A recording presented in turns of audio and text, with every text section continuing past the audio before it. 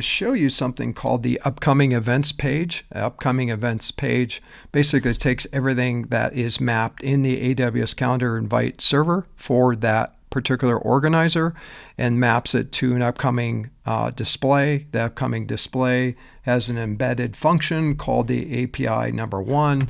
What API number 1 out of the 9 APIs for the AWS calendar invite server does, it sends out a calendar invite to whoever puts their email address in at the top, clicks one button, gets the calendar invite, and then we track it. It's that simple. So getting to the live demo, you'll see that I'm in a AWS calendar invite server attached interface called Calendar Snack. I'm just going to paint it here with some pins. These pins are part of our demo process to generate this page here. And what I'm going to show you is the upcoming page itself. You can see I'm going to go ahead and put an arbitrary email address in there, zach@techvader.com. You'll see that these light up. These are actually the embedded API 1, which I just showed you here. It's API number 1. When I click that button there, you're going to see a live calendar invite show up in a email box. Now, I'm going to refresh the email box. There it is there. I'm going to go ahead and let's see, I already sent the Phillies. Let's send the Nationals and the Braves games to this email address here, which is zach@techvader.com.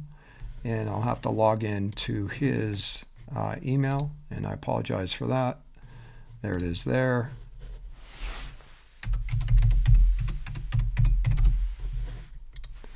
And you'll see I'm actually logging into his box, and you'll see that 2 calendar invites showed up. There they are there. I am waiting for it to refresh. There's the first one, and then that's the second one there. I'm going to say maybe to that. You'll see for both those games here, for Zach, I put in Zach's email address, click 2 buttons, he received the calendars, invites themselves from the calendar invite server. Now that data is being tracked back here in a reporting engine. If I go to get reports, and I drill into the current day, which is July 6th, for upcoming games, you'll see that for the Nationals and the Braves, I have a couple events here.